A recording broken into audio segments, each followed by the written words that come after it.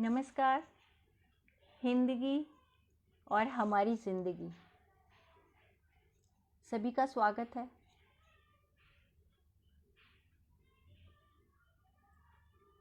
ऋषि, शुरू कर सकते हैं?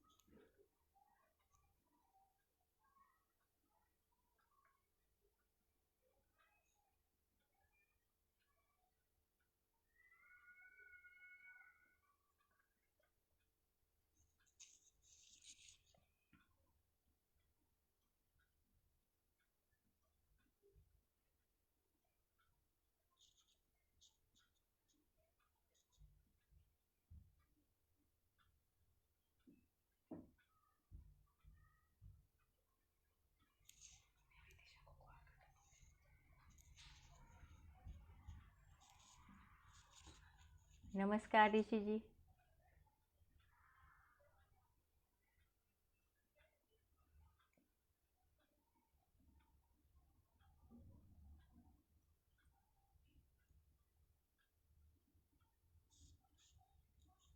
जी,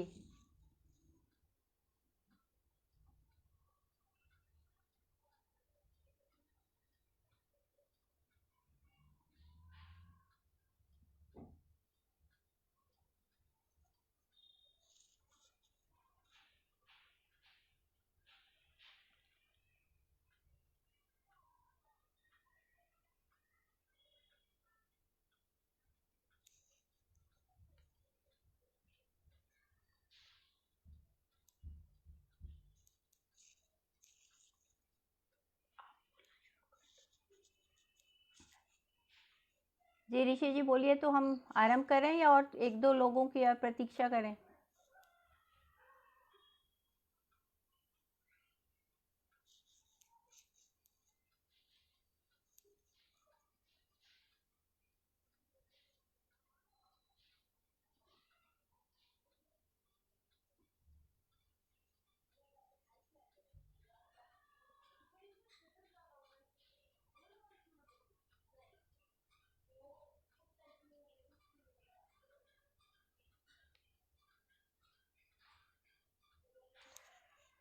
ठीक है सर, हम शुरू करते हैं।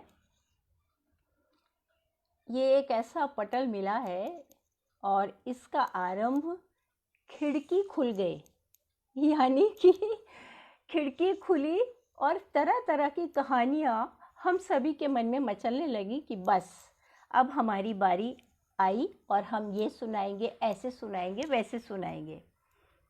और सच में ये ऐसा मंच है ऋषि जी, जो हिंदी के साथ साथ और भी बहुत सारी चीज़ें श्रोताओं को दे रहा है। आहिस्ता चले ज़िंदगी, कुछ कर्ज चुकाने बाकी हैं, कुछ फ़र्ज़ निभाने बाकी हैं, कुछ दर्द मिटाने बाकी हैं। कहानियाँ यानी हम सभी की संवेदनाओं को साक्षात शब्दों के रूप में लाकर सामने खड़े कर देना, यही कहानियाँ होती हैं। समय की विद्रूपताओं को, विडंबनाओं को और तरह तरह के संवेदनाओं को जब शब्द दे दिए जाते हैं, सबसे ज़्यादा भावनात्मक रूप से जोड़ने में सबसे अधिक सक्षम कहानियाँ ही होती हैं। और कहानी सुनते सुनते ही तो हम बड़े होते हैं। कभी कभी तो कहानियाँ ऐसी होती हैं कि बस, और जब खिड़की खुलती है तो उन कहानियों में, मेरी कहानियों में तो अक्सर एक बूढ़ी अम्मा ज़रूर होती है। मान लीजिए उस बूढ़ी अम्मा का नाम है बुधिया। एक गांव या शहर, कुछ भी समझ लीजिए, गांव के किनारे एक नदी और नदी के पास उस बुधिया अम्मा का घर। बुधिया अम्मा के घर के पास उसकी दो पड़ोसी ने, शोना और मोना। और वो दोनों उससे बहुत ही दोस्ताना रखती हैं, अपनापन रखती हैं, हर समय उसकी मदद करने को तैयार रहती हैं। लेकिन एक संध्या के समय क्या हुआ कि बूढ़ी अम्मा अकेली बैठी हुई बाहर, घर के बाहर कुछ ढूंढ रही थी। इतने में वो सोना और मोना ने देखा, अरे कुछ तो गड़बड़ है, चलो देखते हैं, पूछते हैं। आई, अरे बुधिया अम्मा क्या ढूंढ रही हो? बुधिया, बुधिया अम्मा क्या ढूंढ रही हो? अच्छा, ये मुझसे पूछ रहे हैं। अब सोना और मोना बेटा मैं क्या बताऊं, मेरी तो चवन्नी खो गई है, मैं बस उसी को ढूंढ रही हूँ। सोना मोना ने कहा, अम्मा चवन्नी कहाँ खोई, बताना जरा। घर के अंदर खोई है। हाँ हाँ, तुम्हारी चवन्नी घर के अंदर खोई है तो वहां ढूंढो ना। अरे बेटा कैसा ढूंढूं, घर के अंदर तो अंधेरा है। ओ, घर के अंदर अंधेरा है इसलिए अम्मा बाहर ढूंढ। हाँ बेटा, खोई हुई चीज तो उजाले में मिला करती है ना।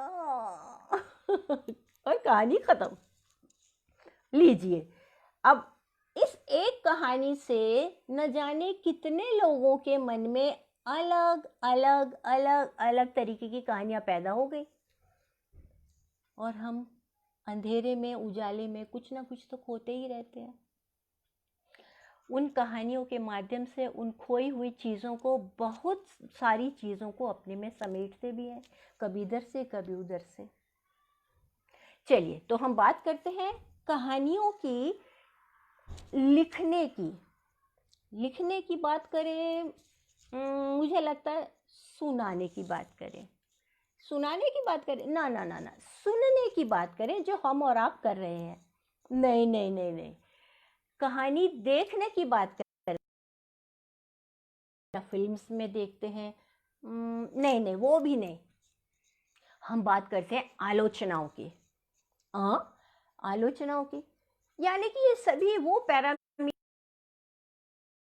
किसी न किसी तरीके से जोड़ते हैं। कहानी लिखनी हो, सुननी हो, सुनानी हो, आलोचना करनी हो, किसी भी रूप में लीजिए, कहानी का कथानक हमारे मन में उतर जाता है। यानी कि कहानी लिखना शुरू करना हो, वैसे तो आप सभी प्रबुद्ध लोग हैं, कहानी लिखनी आती है, लेकिन मैं फिर भी छोटी छोटी बातें बीच में बताती रहूँगी कि एक कहानी, कथानक और उसके चरित्र, यही दो मूल चीज़ें होती हैं। जो हमने अभी छोटी सी कहानी सुनाई उसमें भी यही दो थे, चरित्र थे। और सबसे अच्छी बात, वो चरित्र अपनी बोली से अपने आप को जाहिर कर दे, अपने आप को अभिव्यक्त कर दे। यही हमारी कहानी का सबसे सशक्त स्तंभ होता है। अब फिल्मों में ले लीजिए, नाटकों में ले लीजिए, कहानियों में ले लीजिए, कविताओं में ले लीजिए, जब हम एक फूल की चाह पढ़ते हैं तो उसमें उस बच्ची का कैरेक्टर पूरा का पूरा नज़र आता है, डायलॉग्स, कथानक या उसके संवाद में, जबकि वो कविता है। तो इसलिए कहानी के साथ साथ चरित्र, और चरित्र के साथ उसकी बोलचाल यानी बोली बहुत बड़ा कहानी को पूरा आगे तक ले जाने में एक रोल निभाती है। अब कहानी के प्रकारों की बात करें, कहानी के प्रकार तो बस पूछिए मत। पुरुष प्रधान कहानियाँ, नारी प्रधान कहानियाँ, धार्मिक कहानियाँ, करवा चौथ वगैरह, भाई दूज और तीज की कहानी, और जानवरों की कहानियाँ, सब इन सब से परिचित हैं। और सबसे आजकल के बच्चों को जो अच्छी लगती हैं, बड़ों को भी अच्छी लगती है, भूत प्रेतों की कहानियाँ, परियों की कहानियाँ। परियों की कहानियाँ मुझे व्यक्तिगत तौर पर बहुत ज़्यादा प्रभावित करती हैं और मुझे सुनाने में भी उनको बहुत अच्छा लगता है। लेकिन फ़िलहाल कहानियों के द्वारा सोच को बदलने का काम चल रहा है। जी हाँ, आजकल की कहानियों में सोच में बदलाव कैसे लाया जाए, समाज में अपने आप को अभिव्यक्त कैसे किया जाए, ये बहुत बड़ा एक रोल कहानियों का आता जा रहा है। यद्यपि कहानियों का मेरे हिसाब से उद्देश्य मनोरंजन, नितांत मनोरंजन होना चाहिए। अप्रत्यक्ष रूप से यदि कोई कुछ सीखता है तो बड़ी अच्छी बात है, नहीं है तो कहानी तो है ही, मनोरंजन तो किया ही। उस बुढ़िया ने जो बताया कि भैया हम बहुत कुछ खोते जा रहे हैं, ढूंढने के लिए कहीं ना कहीं उजाला तो चाहिए, तो वो वाली बात भी है। लेकिन उस बुढ़िया अम्मा ने अपने आप को अभिव्यक्त कर दिया अपने डायलॉग के हिसाब से, अपने दोस्तों के हिसाब से और अपने स्थान के हिसाब से जहाँ वो रहती है। तो इसलिए कहानियों के प्रकारों को लेकर के बात करेंगे तो चर्चा बहुत लंबी हो जाएगी। कहानियों का उद्देश्य मनोरंजन, उसके साथ साथ यदि वैज्ञानिक कहानियां हैं तो अलग तरीके की हो जाएंगी, नैतिक, धार्मिक, पुरुष प्रधान, परियों के, भूत, इन सब के हिसाब से अलग अलग उनके आयाम बनते जाते हैं। तो आइए आज की कहानी, पहली कहानी हम शुरू कर रहे हैं। ऐसी कहानी जो आजकल के बच्चों के लिए, मैं आयु वर्ग वो मान के चल रही हूँ जिन्हें मैं कहानियाँ सुना रही हूँ वो अध्यापक, बड़े लोग नहीं हैं, वो सब छोटे छोटे बच्चे हैं। मैं उनके हिसाब से कहानी सुना रही हूँ, बड़े लोगों को तो सुनाऊंगी बाद में। तो आज की पहली कहानी है नया साल। नया साल सभी के लिए बहुत खुशियाँ, तरह तरह की शुभकामनाएं, आशीर्वाद लेकर आता है। लेकिन मेरे साथ ऐसा हुआ, जब मैं छोटी थी तब की बात है, मैं दांतों की वजह से बहुत परेशान रहती थी। मेरी माँ ने कहा चलो ब्रेसेस लगवाते हैं, और हम चले गए ब्रेसेस लगवाने के लिए।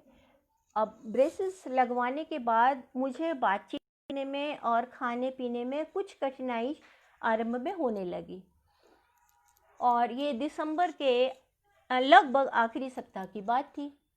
अब मैं बार बार सोच रही थी मेरे ब्रेसेस ठीक से हैं, और नए साल का जश्न चलो मैं ही आयोजित करती हूँ। और मैंने अपने मित्र मंडली को पूरी व्यवस्था बता दी, ऐसे होगा, ऐसे होगा, इस दिन ये होगा, ऐसे होगा, और हम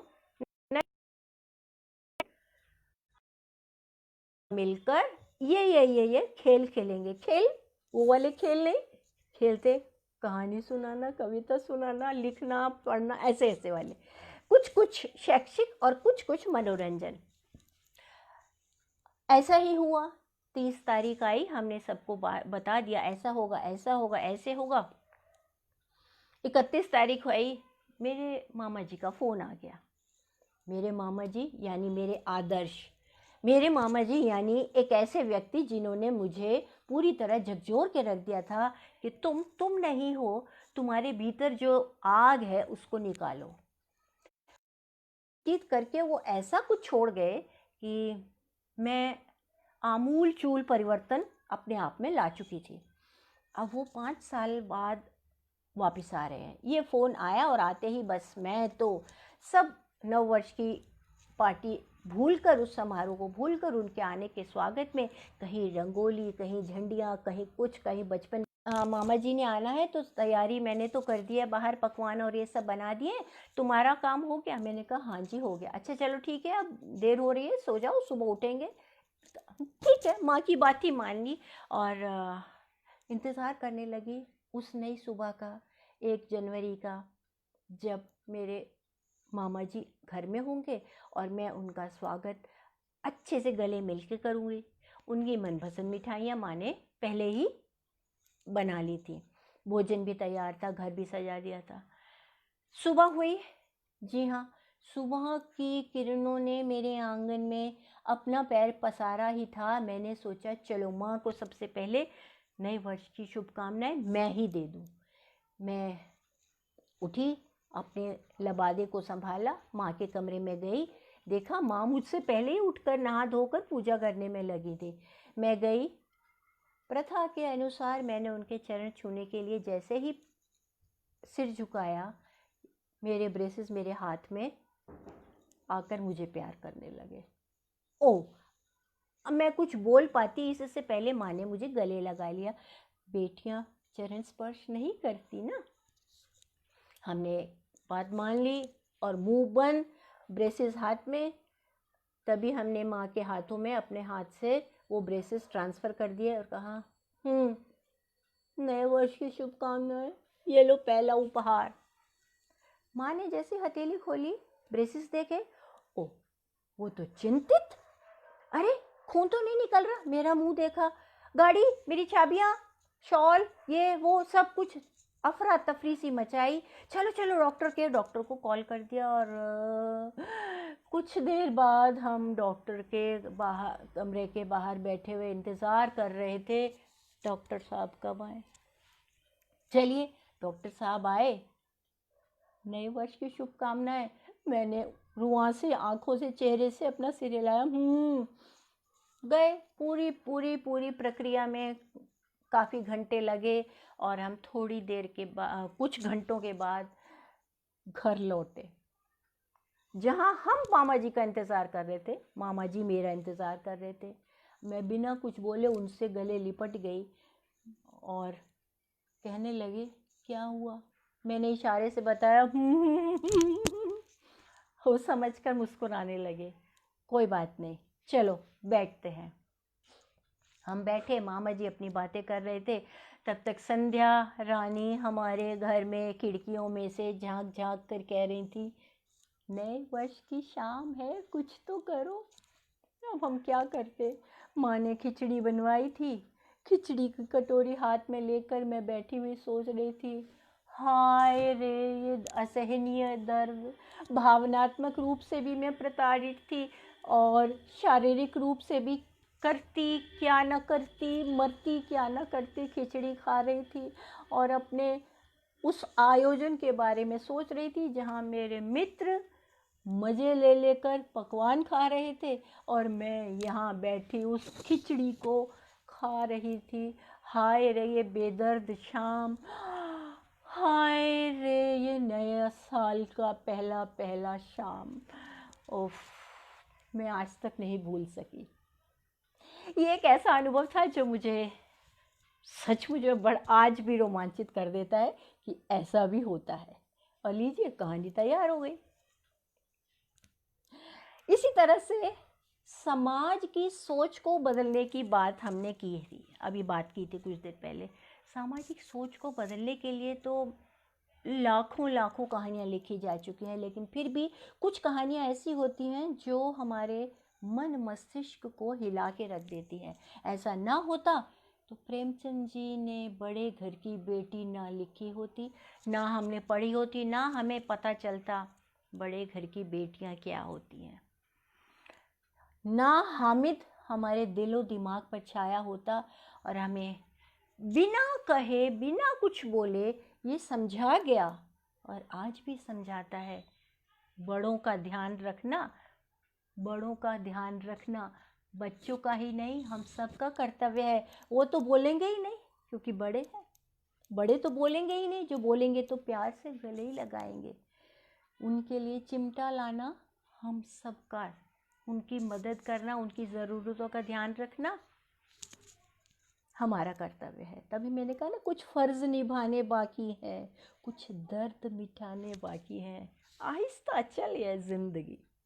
चलिए अब हम एक और कहानी सुनाते हैं जहाँ समाज में जो आजकल के बच्चे हैं वो देखते हैं निर्धन और धनवान की एक ऐसी गति से चल रहे हैं कि बीच के गैप को जितना चाहे वो कम करने की कोशिश करें, लेकिन मुश्किल लगता है, कैसे करेंगे। किताबों में, कहानियों में बातें अच्छी लगती हैं, लेकिन फिर भी कहानी एक नए अंदाज में, अपने अंदाज में इन बातों को समझाती है। पश्चाताप।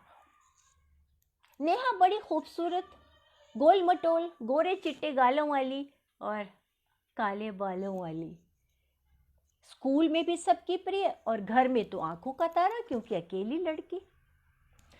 अब वो पढ़ाई में वाकई में बुद्धिमान, समझदारी में बहुत अच्छी। स्कूल से लौट कर आई, छुट्टियां शुरू होने वाली थी, बड़ी उत्साही। माँ, ओ माँ, कहाँ हो? दरवाजे से ही चहकती चुलबुली। माँ रसोई में थी और खाना गर्म करते हुए बुड़बुड़ा रही थी। बुड़बुड़ा रही थी। ये बुड़बुड़ाना ना कहानियों में बड़ा मज़ा देता है, हर कैरेक्टर अपने तरीके से बुड़बुड़ाता है। जैसे ही नेहा घर के अंदर घुसी, उसने आवाज़ दी माँ को तो माँ कुछ बुड़बुड़ा रही थी। उसने पूछा, माँ क्या हुआ? क्योंकि अक्सर नेहा के आते ही माँ बड़ी प्रसन्नचित्त उसको सारे दिन की दिनचर्या के बारे में पूछती। आज वो उस मूड में नहीं थी तो सुमन सोचा पूछूं तो सही क्या हुआ। नेहा ने पूछा, माँ आखिर क्या बात हुई, क्या किस बात की तकलीफ, क्या क्यों ऐसे मूड ऑफ? कुछ नहीं, तू बस काम मत बढ़ा मेरा, अपना कमरा देख लेना, अपनी किताबें देख लेना, सब संभाल के रख देना, कुछ इधर उधर फैलाना नहीं, मेरा काम मत बढ़ाना। माँ ने कुछ सधी हुई आवाज़ में ये बातें उसको बताई तो इधर उधर देख के वो समझ गई। बच्चे बहुत समझदार होते हैं, बिना कहे समझ लेते हैं। अच्छा, आज मेड नहीं आई। आप समझ गए होंगे मेड हमारी ज़िंदगी में बहुत बड़ा रोल प्ले करती है। तो उसने कहा, अच्छा आज मेड नहीं आई है। उसकी माँ ने कहा, हाँ वो छुट्टी पे चली गई है। ओ माँ, मिलजुल के कर लेंगे। हाँ मुझे पता है तुम कितना काम करवाओगी, सारे घर का काम देखना होता है। अच्छा, हाँ अब समझ में आया माँ को, इसलिए थोड़ा सा क्रोध, थोड़ा सा ये बड़बड़ाना इसलिए चल रहा है। दोनों ने मिलकर खाना खाया।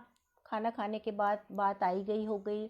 तभी शाम की चाय के बाद जब उसके पिता घर आए तो बातचीत में पता चला कि मेड 1 महीने के लिए, उनकी हेल्प 1 महीने के लिए छुट्टी पर गई है।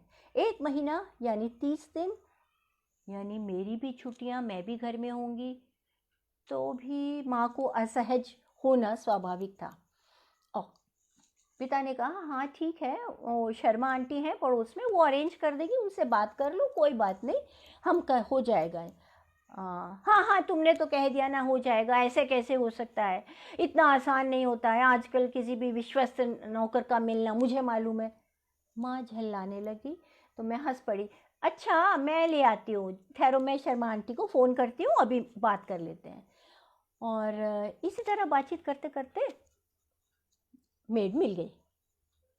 मेड मिल गई सच में। माँ बड़ी खुश कि एक सहायता है मेरे पास, एक हेल्प है। और इसके बाद जब अगले दिन वो मेड, उस सहायक घर में आया, माँ उसको देख के हैरान, अरे इसे क्यों ले आई? अच्छा पहले अपना नाम तो बताओ।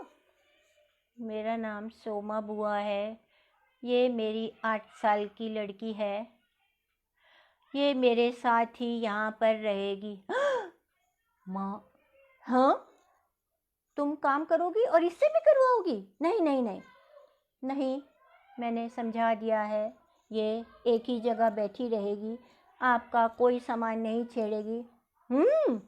बता दिया है, देख लेना घर का एक सामान भी कुछ टूटा फूटा तो। नहीं मैडम, ये कुछ नहीं छेड़ेगी, एक जगह बैठी रहेगी। सोमा बुआ ने काम करना शुरू किया। मैं भी देख रही थी, मुझसे कोई 1 आध साल ही छोटी थी। वो लड़की एक कोने में बैठ गई और सोमा बुआ ने काम करना शुरू कर दिया। पहला दिन सहज रूप में निकल गया। अगले दिन वो फिर ले आई।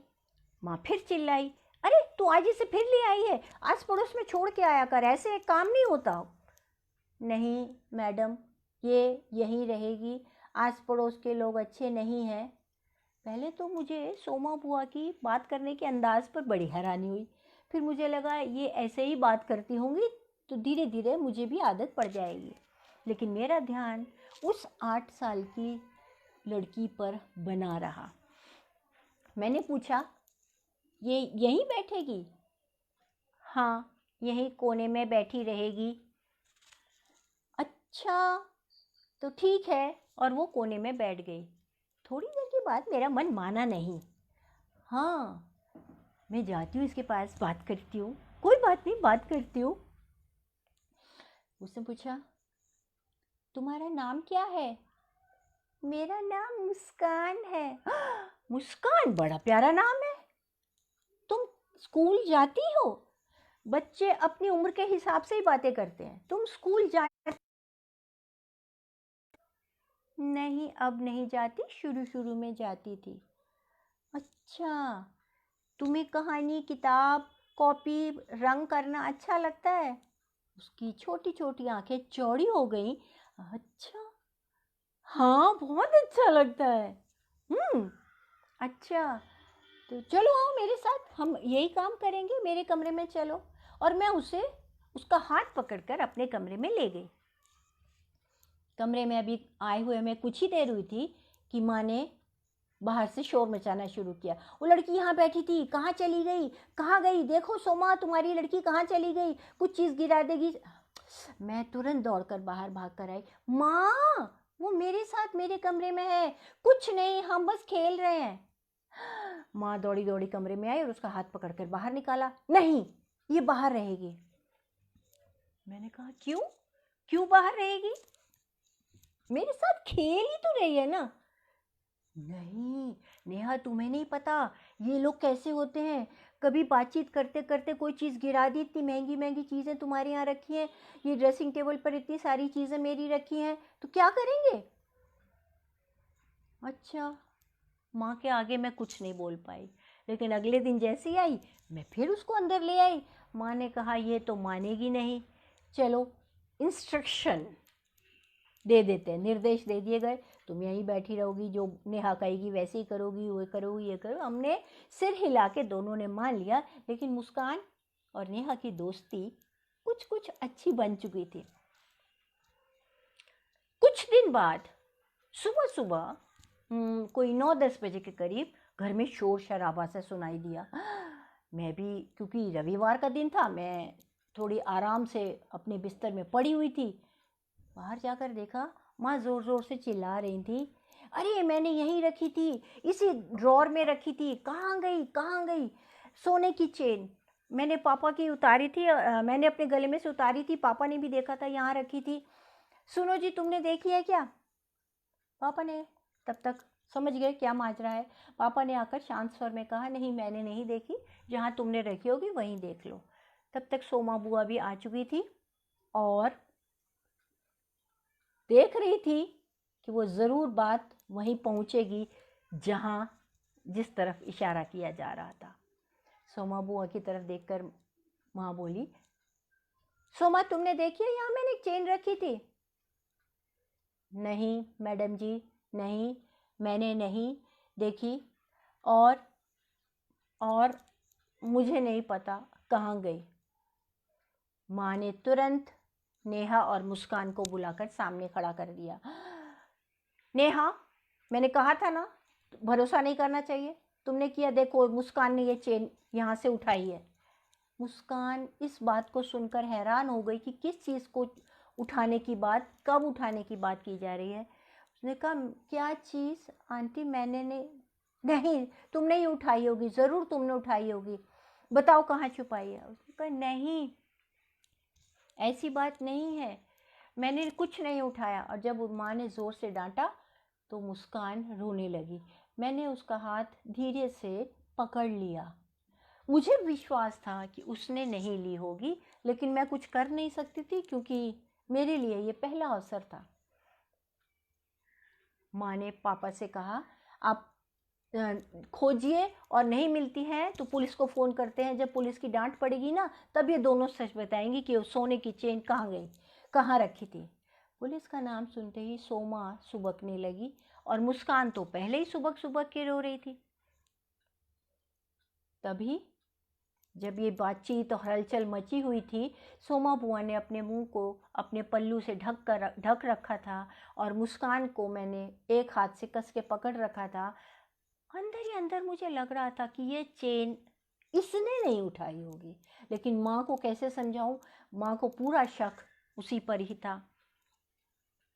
अब इसके बाद क्या होता है, कहानी का घटनाक्रम बदलता है। डोरबेल बजती है और वहाँ से अंदर आता है प्रेस वाला मोतीराम। मैडम जी, आपने सुबह कपड़े दिए थे ना, उसमें बाबूजी के कुर्ते की जेब में ना ये चेन निकल आई थी। मैंने सोचा पहले आपको दे आऊं, प्रेस के कपड़े तो बाद में आते रहेंगे। पापा को काटो तो खून नहीं, माँ भौचक की अब क्या करें? कुछ नहीं, ठीक है। माँ ने वो चेन हाथ में पकड़ी और उस मुस्कान को सचमुच में उठाकर गले से लगा लिया। मैं भी हैरान, पापा भी चकित और सोमा बुआ भी चकित। ये कैसा परिवर्तन! नहीं, सच में माँ का मन बदल गया। और माँ का आखिरी वाक्य सुनकर तो हम सभी हैरान हो गए। नेहा, छुट्टियों के बाद से मुस्कान भी तुम्हारे साथ तुम्हारे स्कूल में पढ़ने जाएगी। मेरी आंखों में भी आंसू थे और माँ की आंखों में जो आंसू थे वो आंसू नहीं थे, खुशी से मिले जुले पश्चाताप के आंसू थे। धन्यवाद। कहानियाँ ऐसे ही बनती हैं, कहानियाँ ऐसे ही अच्छी लगती हैं और कहानियों का मज़ा लेना चाहिए। यदि हंसी आए तो हंसना चाहिए, रोना आए तो ज़रूर रोना भी चाहिए। और हम सभी लोग संवेदनशील होते हैं। जब कहानी सुनाते हैं तो हम अपने आप को, अपनी भावनाओं को जकड़ के बैठे होते हैं कि हम कथा हैं, हम रोएंगे नहीं। नहीं तो इस कहानी को जब मैंने पहली बार सुना तो भावातिरेक। खैर, चलिए एक और कहानी सुनाते हैं। यहाँ तक सबको मज़ा आ रहा है? मुझे लग रहा है कि कुछ कुछ कमेंट्स देखने में कि हाँ, आप लोग सुन भी रहे हैं। लेकिन मैंने आपको पहले ही बता दिया था, ये सारा छोटा एज ग्रुप है और उस एज ग्रुप के हिसाब से मैं आपसे बातचीत कर रही हूँ। एक और कहानी। इसमें चरित्र जो हम सब की दुनिया के आसपास घूमता है, नानी। मेरी नानी भी ऐसी ही थी।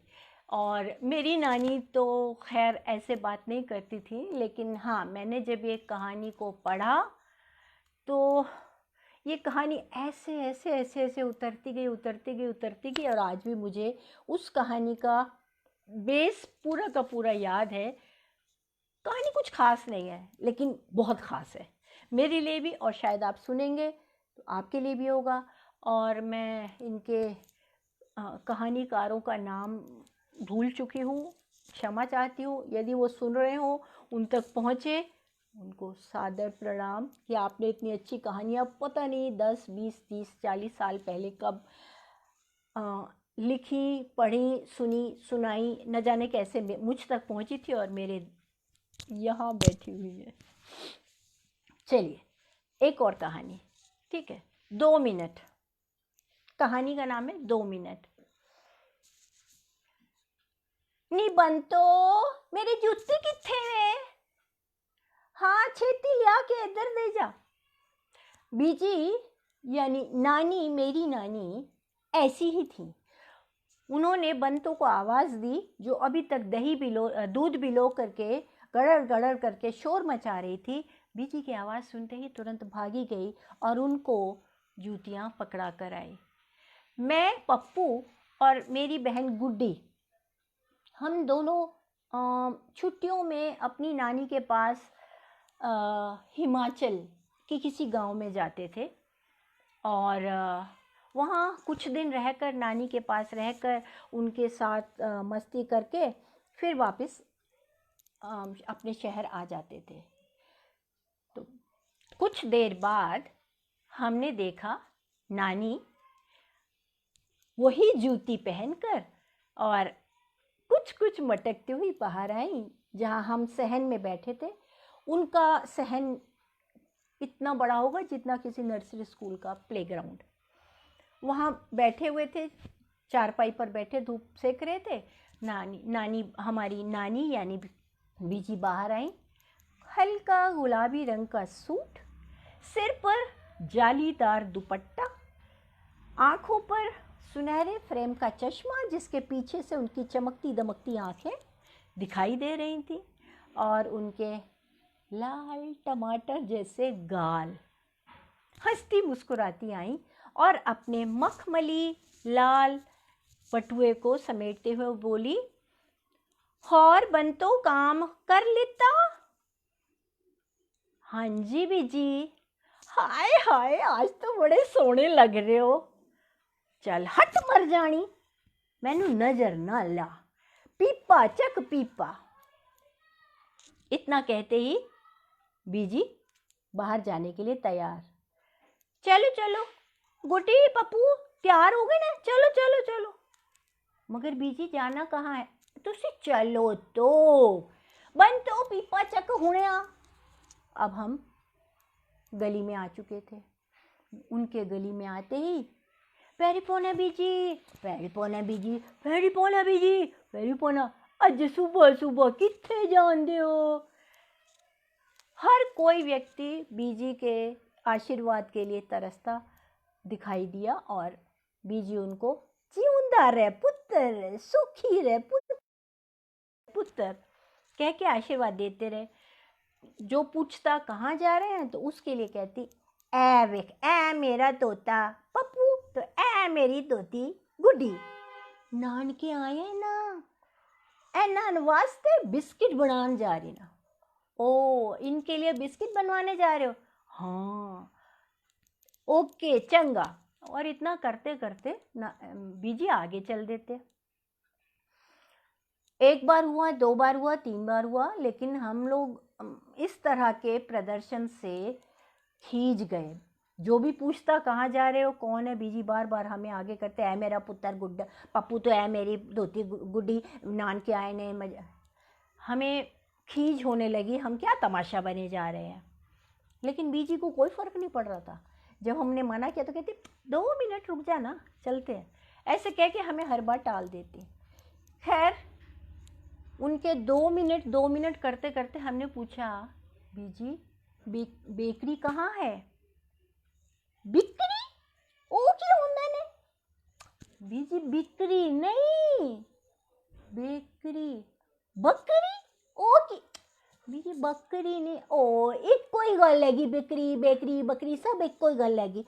अच्छा हुण सुन, ए सरसों दा खेत हैगा ना, ए 2 मिनट विच पार कर गई, अगे जाणगे दुकान, ओ तू की कहना बिक्री बिक्री आ जाएगी 2 मिनट बस। इतना कहते कहते हम लोग बात करते करते उस बिक्री पर, लेकिन खैर क्योंकि बीजी का गांव था इसलिए हम कुछ कह नहीं सकते थे। हम वहाँ जाकर खड़े हो गए। तब तक बीजी भी पहुँच गए और बंतो भी आ गई। बीजी ने आवाज़ दी, खराती लाल वे खराती लाल किथे आ? आया बीजी, आया जी, आया जी आया। इतने में एक बिल्कुल पतला दुबला सा लड़का वहाँ आकर खड़ा हो गया। हमने कहा ये खराती लाल है। खराती लाल मतलब ऐसा, लेकिन वो तो ऐसा था।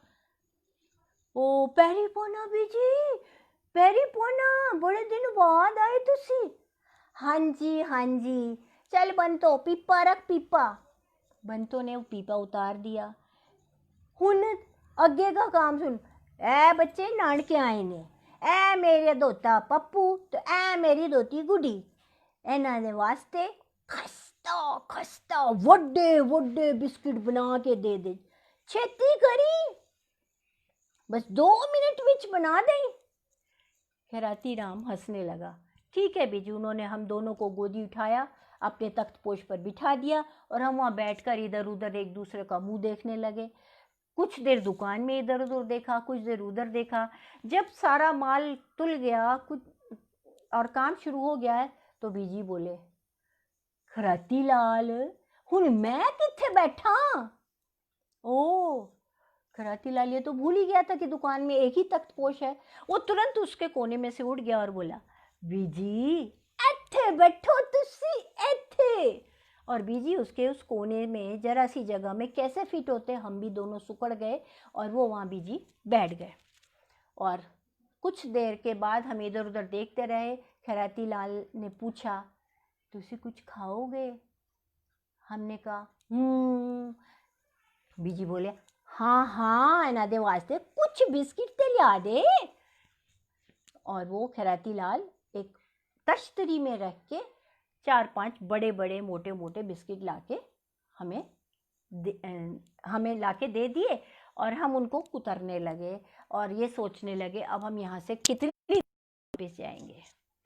हमारे शहर के बच्चों का यही मानसिकता है ना कि वो ऐसी जगह में बहुत जल्दी अपने आप को आत्मसात नहीं कर पाते। तो यही हाल उस पप्पू और गुड्डी का उस समय हो रहा था।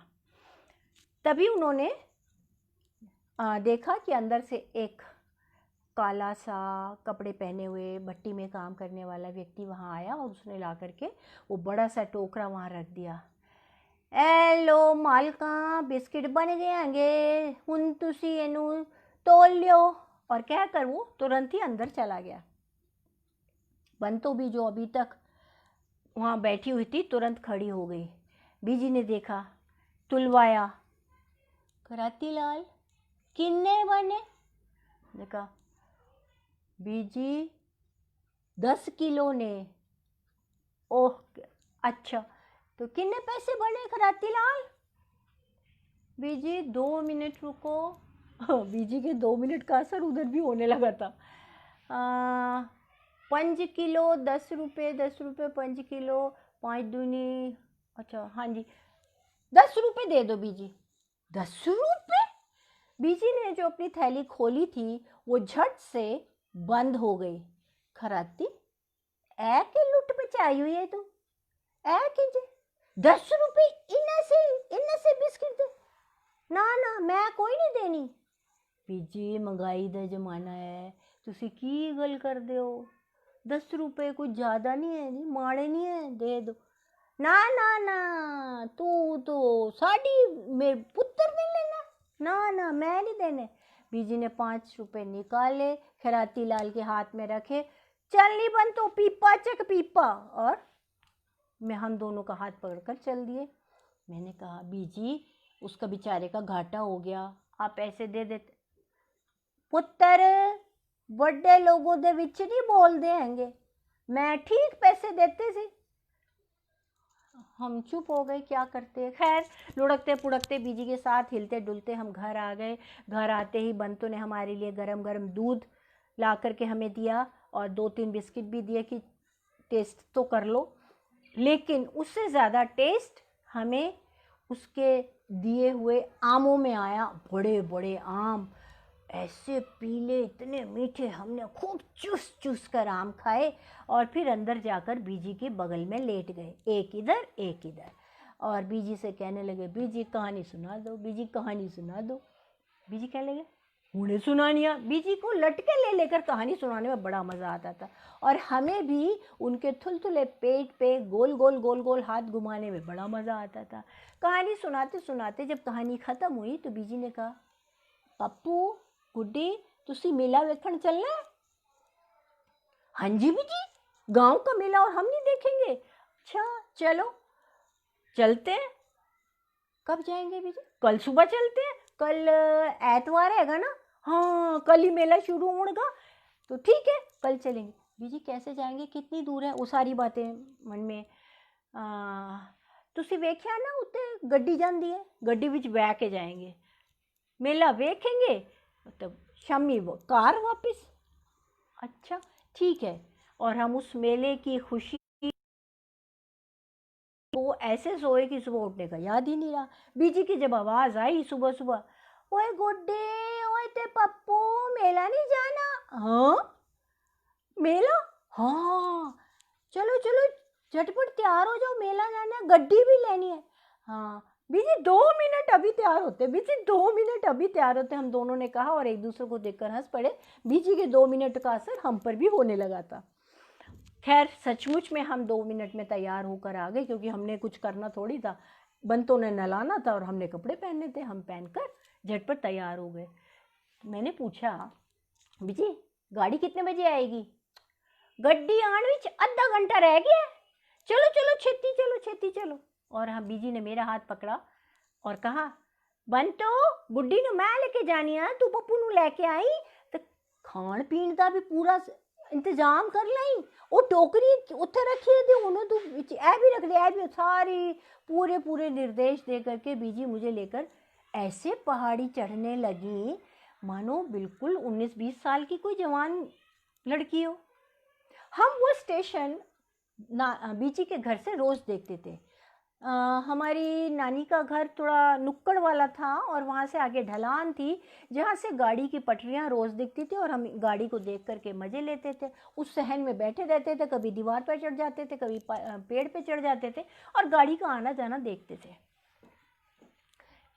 बीजी मेरा हाथ पकड़े जल्दी जल्दी ऊपर चढ़ती हुई, मैं अभी टिकट लेन गया, सब्जी टिकट लेन गया, ठीक है। और हम दोनों ये सुनते सुनते सुनते सुनते बात करते करते स्टेशन पे पहुंच गए। बिल्कुल कच्चा कच्चा कच्चा कच्चे रास्ते जैसा स्टेशन और स्टेशन मास्टर के नाम पे एक ऐसा कमरा जो शायद हमारे शहरों में गार्ड रूम की तरह होता होगा, ऐसा। और वहाँ जाके उन्होंने अभी टिकट लिए ही थे, सीटी सुनाई दी।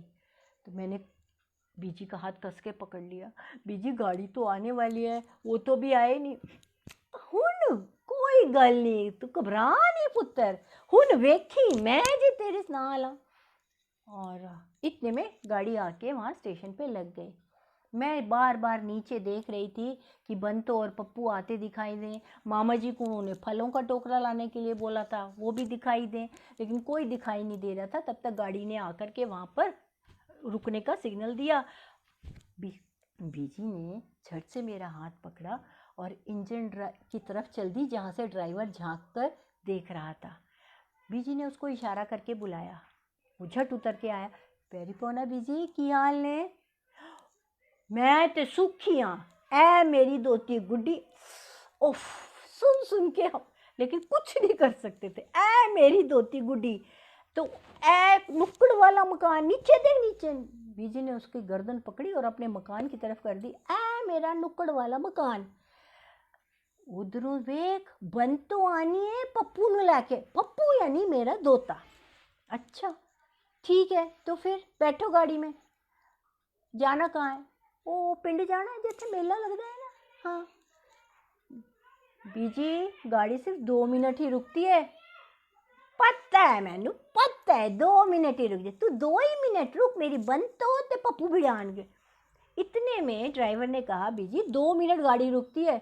वो तो तब तक बंतो और पप्पू घर से बाहर निकलते हुए दिखाई दिए। तो मैं एकदम बोली, बीजी वो आगे दिखे दिखे दिखे। हाँ मैं कह रही है ना 2 मिनट रुक जा, वो हुणे आएंगे। ड्राइवर ने कहा, बीजी ये सरकारी गाड़ी है और मैं सरकारी नौकर हूँ, सरकार ने 2 मिनट का टाइम। ओए होए पुत्र, सरकार भी साड़ी ते गड्डी भी साड़ी, और तू ड्राइवर थोड़ी है, मेरा पुत्र हैगा। तू मोरे बहुत धोते नहीं, 2 मिनट नहीं रोक सकता गड्डी, एंज नहीं कर दे पुत्र। इतना कहकर देखा तब तक पप्पू और बंतो वहाँ पहुँच चुके थे। ड्राइवर ने कहा, ठीक है माँ जी। तब तक कुछ समय बीत चुका था। तो उन्होंने कहा, ठीक है माँ जी, आप अंदर बैठिए, अब तो वो आ ही गए, बस पहुँच ही गए हैं। 2 मिनट पुत्र, 2 मिनट। मेरा पुत्र रहन बचान वास्ते फलों का टोकरा ले आ रहा है। ओ वे, बीजी ने फिर उसकी गर्दन पकड़ी और जिधर से मामा जी को आना था उधर घुमा दी। तभी मुझे मामा जी फलों का टोकरा उठाए हुए आते दिखाई दिए। और ज्यों ही उन्होंने देखा कि गाड़ी खड़ी है और स्टेशन पर हम सब दिखाई दे रहे हैं, उन्होंने तेज़ी तेज़ी चलना शुरू किया। ड्राइवर परेशान। गार्ड ने कहा, हरी झंडी दिखाऊं साहब? पुत्र ठीक है ना, वो देख मेरा पुत्र आ रहा है, एन बच्चा वहां से खान ले आ रहा है। 2 मिनट रुक जा, 2 मिनट रुक जा, हुने आना है। मामा जी हाँफते हाँफते हाँफते हाँफते वहाँ पर लगभग 10 मिनट बाद पहुँचे। ड्राइवर भी हाथ बांधे खड़ा रहा और गार्ड भी सुनता रहा बीजी के 2 मिनट कब पूरे होंगे, कब ये लोग ऊपर आएंगे। तब तक मामा जी अंदर आए, ऊपर आए और आकर उसे पैरी पौना, ड्राइवर साहब की हाल है। ड्राइवर साहब थोड़ी सी, ड्राइवर ने कुछ नहीं कहा, हुन सब आ गए ने, चलो हुन बैठते हैं गड्डी विच। बीजी के ये बात सुनकर हम सब गाड़ी में चढ़ने लगे।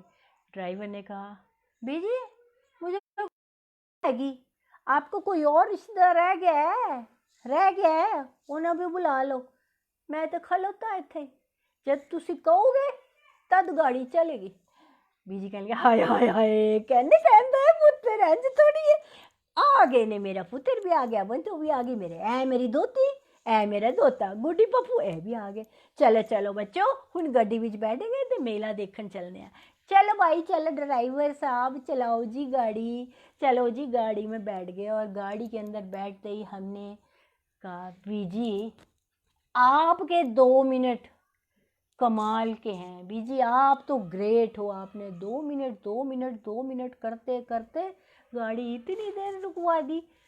आप तो ग्रेट हो और आपके 2 मिनट उससे भी ग्रेट। धन्यवाद। तो कहानियाँ ऐसे ही बनती हैं। कहानियाँ आशा है अच्छी लगी होंगी। और कहानियों को लिखने का कोई तरीका नहीं होता, कहानियाँ कैसे भी लिख सकते हैं। जो आपका रचनाकार अंदर का जाग जाए वैसी कहानियाँ लिखिए। और बस मनोरंजन और रोमांचक हो, इतना ही हम चाहते हैं। सुनाने में, सुनने में जो दिल का दुख दर्द दूर कर दे वही कहानी सबसे अच्छी होती है। जो हमें छू ले वही कहानी सबसे अच्छी लगती है। मैंने अपनी पसंद की आपको 3 कहानियाँ सुनाई। तो समय समाप्त होने को है और मैं भी आपसे अलविदा कहना चाहती हूँ। अगली बार अवसर मिलेगा तो बड़े लोगों की सुनाऊंगी और कोशिश करूंगी कि आपकी आंखों में आंसू भी ले आऊँ। धन्यवाद।